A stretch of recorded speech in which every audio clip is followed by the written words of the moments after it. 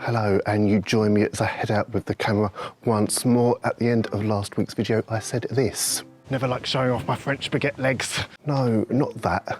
This. Next week, I'm planning on trying out some street photography again, which could be interesting because you know how much street photography triggers my anxieties. So that's the plan for today.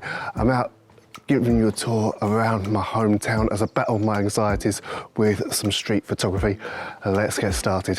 So as you can see, the plan I'm going for today is I'm going to do a little bit of POV, point of view photography as well, so you can kind of see what I see with the camera.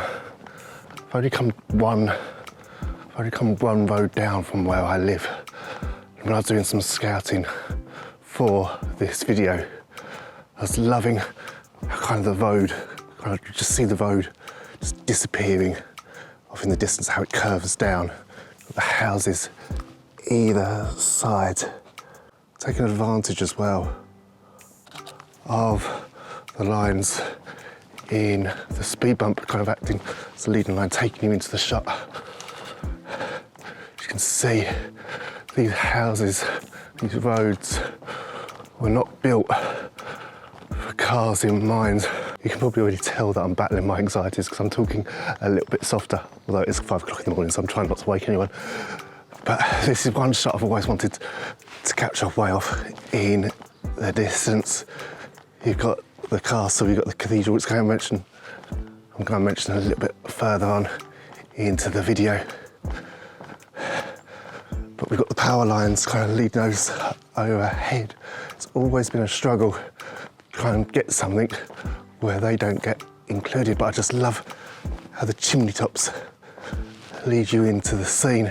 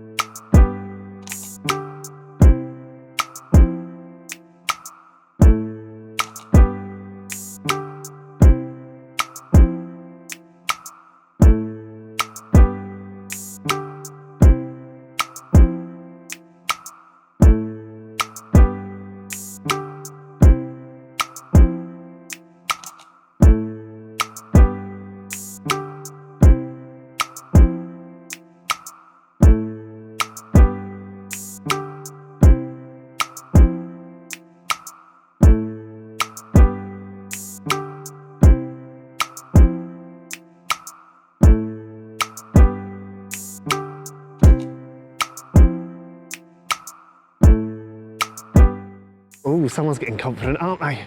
First he starts doing street photography. Now he's sitting on a bench in town talking to the camera. Whatever next? But when I decided to do this video, when I decided to put this video together, I had a decision to make. You see, where I am in England, I'm part of the Midway towns. Starts off in Strood, going from west to east, Strood being the bit where I am. Cross over the river and you end up in Rochester, and then you've got Chatham, Gillingham. But I had a decision to make. Where amongst my hometown was I going to do this video? And I thought to myself, let's go and do it in Rochester, because you see, Rochester's, I see it as the jewel. It's the jewel in Medway. It's the nicest part. It's got the cathedral, it's got the castle. It's got a bit of quirkiness, it's got a bit of charm, it's got a bit of character. And I got thinking, oh, Rochester's not my home. So doing some street photography, sharing where I live, sharing the world around me, the everyday world around me. And I thought to myself, I've got to do it from my hometown, which is Strood, stay this side of the river.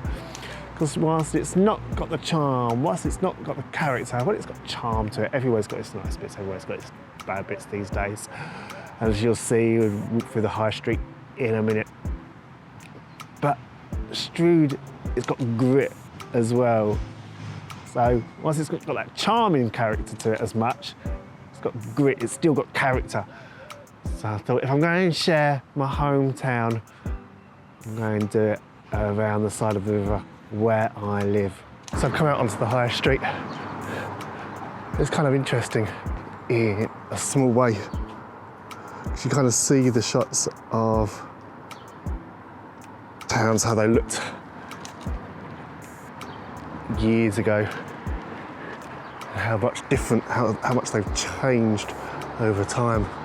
Imagine this bloke trying to hold some metal.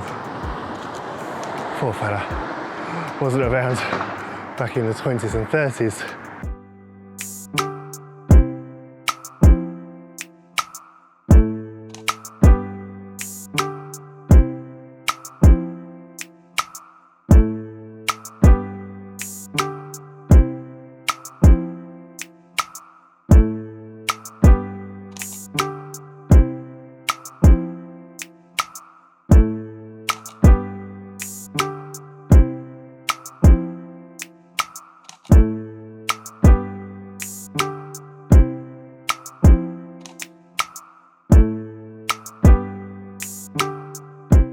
So one thing I don't think I've mentioned in a couple of weeks now is I've upgraded my filming camera.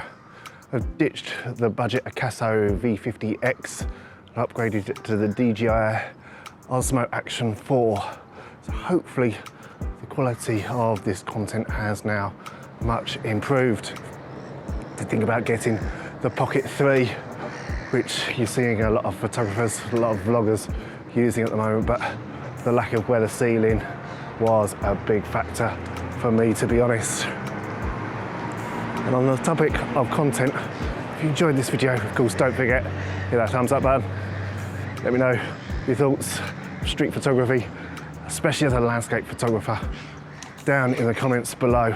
If it's something you like to try every now and again. Of course, if you're enjoying the video, don't forget to hit that subscribe button. Really does help me out with the YouTube algorithm, but it's absolutely fine if you'd rather not. So I've left the town behind me now for a moment. I've come down to the waterfront because the castle, the cathedral, like I said, at the top of the hill, it's one of the nicer points of the town.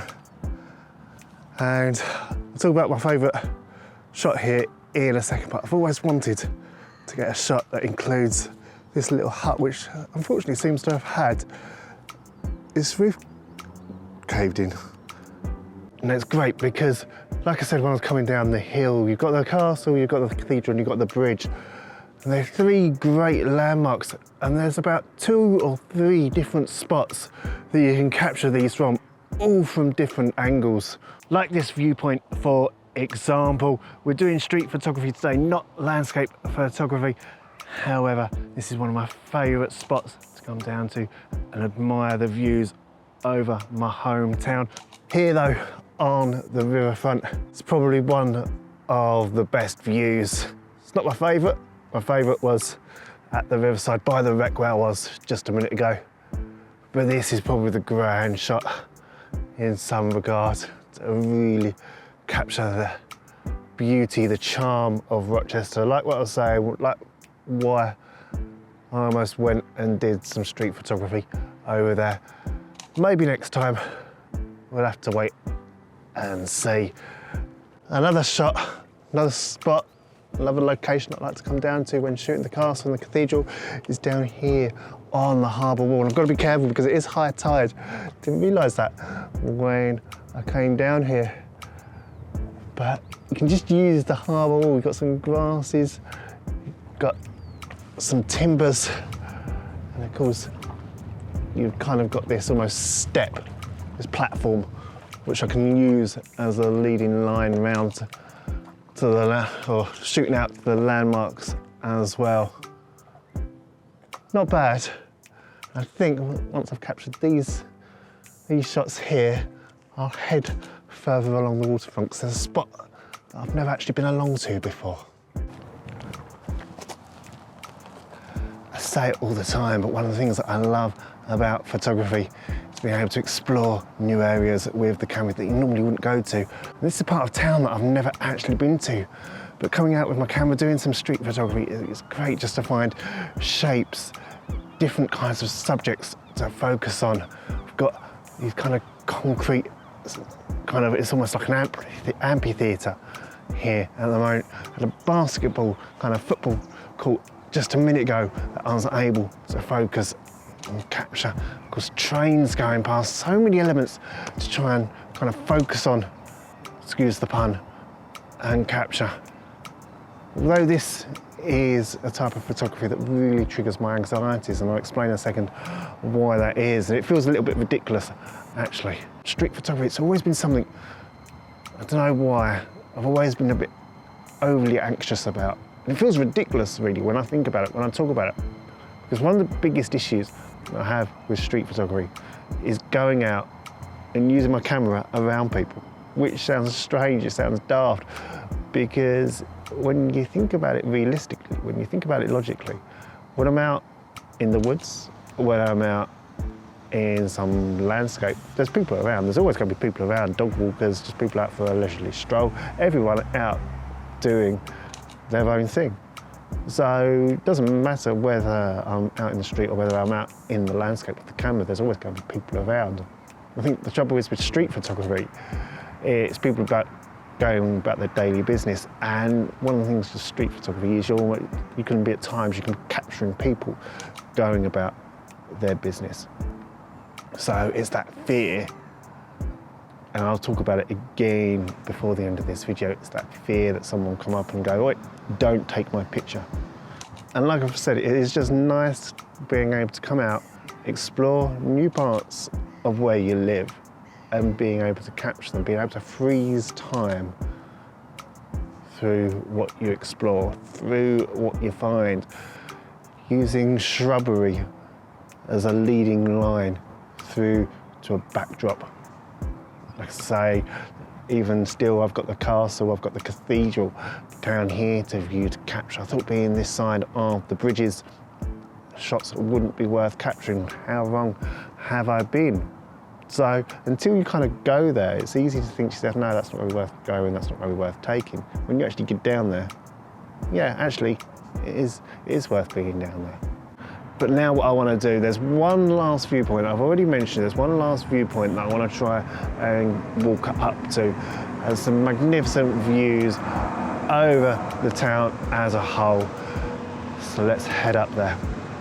So I've walked up this hill that you see behind me to this magnificent viewpoint which overlooks my hometown. You see, also wanted to talk up here about a photographer's code of conduct, especially when I'm out doing street photography. You see, there's two things I always try and avoid whenever I'm doing this type of photography. The first is don't bother getting into any kind of confrontation. If you're out and there's lots of people around and someone sees you take an image of them and they come over to you and they kind of say, "Could you delete that image? Don't want to be in it." If they ask me to and they're polite, then yeah, you might as well delete the image, because there's no point getting into an argument over something as stupid. Here in England, if you're out in a public place, you've got every right to keep the image, you've got every right to ignore them. But like I say, what's the point of being confrontational over something as stupid as that? The second, again, pretty obvious, I try and avoid, where possible, shooting around children. Now, what does that have to do with this particular viewpoint? Well, you see where I'm standing right now, this is a great place to come with the camera. However, if I was to come here later on in the day, there's one issue, which is just here. I'll just pan you around. You can see I'm standing right next to a children's playground. Now, in my head, my anxieties would be screaming if I was here at another time of the day. It's not a good look standing around a children's play park with a camera, especially if there are loads of kids playing over there. Wouldn't want parents thinking, hang on, what's he doing? Doesn't look good, doesn't make me feel good. So I thought to myself, I really want to come up here, finish the video on a high, not just on a high point, but on a high. I thought I want to come up here and be able to just share this magnificent view without the worry of having anyone else around me. Now, before I talk about this viewpoint anymore, I have to mention one last scene, one other scene that's just over to the right, and that is a beautiful church, and you've got the road leading down towards it. One last scene worth capturing, I think. It's the final shot that I'm going to go for this particular video. Been talking street photography today, But as you can see, I'm almost ending with a bit of a landscape photography shot. I'm returning to my main photography roots. But it's not just been about street photography. This video has been as well about my hometown, which is why, like I say, I've come up here. It's one of the better views overlooking the town as a whole. Got the 24 to 105mm on at the moment. Now, I have to admit this lens might not be good enough. I might have to switch to the 100 to 400mm, which I've got in my bag. It's just gonna be one nice, slow panorama across the scene, trying to get in as much detail as possible. Again, we've got the river snaking its way around to the left. We've got the cathedral, we've got the castle, we've got the bridge, we've even got my local train station where we were not too long ago. We've got the station down in the right-hand side. Might even try and get that into shot. And then of course, again, we've got the river disappearing into the background. Might be my local area, it might not be the Peak District, might not be Cornwall, where I'm hopefully heading in a couple of weeks' time, but it's home. You can't get better than that, can you?